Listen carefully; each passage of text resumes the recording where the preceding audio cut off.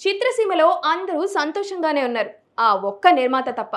ఎందుకంటే పోబడే తప్ప రాబడే ఉండటం లేదు. సినిమాలకు జనం రావట్లేదు. ఓటీటీలు సినిమాల్ని కొనడం లేదు. హీరోల్ని సంతృప్తి పరచడానికి, దర్శకుడి కథలు, కళలు సినిమాలుగా రావడానికి తన రక్తం చెమటోడ్చి సినిమాలు తీస్తున్నారే తప్ప ఎవ్వరికి దమ్మిడి లాభం ఉండటం లేదు. తన సినిమాలకైన ఖర్చు కూడా వెనక్కి రాలేని పరిస్థితి. ఇలాంటి దశలో నిర్మాతలంతా ఓ నిర్ణయానికి కట్టుబడి ఉండాల్సిన పరిస్థితి ఏర్పడింది. నిర్మాత బతకాలంటే కొంతమేర కఠినంగా ఉండాల్సిన అవసరాలు ఏర్పడ్డాయి.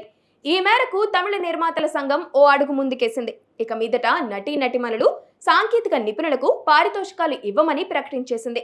రెవెన్యూ షేరింగ్ ప్రాతిపదికన పని చేయాలని, లేదంటే సినిమాల్ని తీయలేమని చాలా గట్టిగా స్పష్టం చేసింది. దీనిపై అందరూ ఓ నిర్ణయం తీసుకునేంత వరకు తమ నిరసన కొనసాగిస్తామని కూడా హెచ్చరించాయి. వీటిపై తమిళ నటీనటులు, సాంకేతిక నిపుణులు తమ అభిప్రాయాన్ని ప్రకటించాల్సి ఉంది. సినిమా మేకింగ్ కంటే పారితోషికాలకే ఎక్కువ ఖర్చు పెట్టాల్సిన పరిస్థితులు దాపరించాయి. 100 కోట్లు పెట్టి సినిమా తీస్తే అందులో 60 నుంచి 70 కోట్లు పారితోషికాలకే వెచ్చించాల్సి వస్తుంది. హీరోలు, దర్శకులు, హీరోయిన్లు తమ రెమ్యూనరేషన్ తగ్గించుకుంటే నిర్మాతకు వెసులుబాటు ఉంటుంది. పూర్తిగా వదులుకొని లాభాల్లో వాటా అందుకుంటే అది నిర్మాత పాలిట రక్షణ కవచమే. సినిమా హిట్ అయ్యి మంచి డబ్బులొస్తే అందరికీ లాభమే. కానీ దానికి ఒప్పుకునేదెవరు?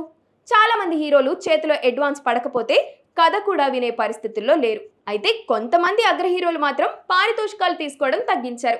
వాళ్ళు కూడా నిర్మాణంలో పాలు పంచుకుంటున్నారు. ఈ విధానం పూర్తి స్థాయిలో అమలు కావాలి.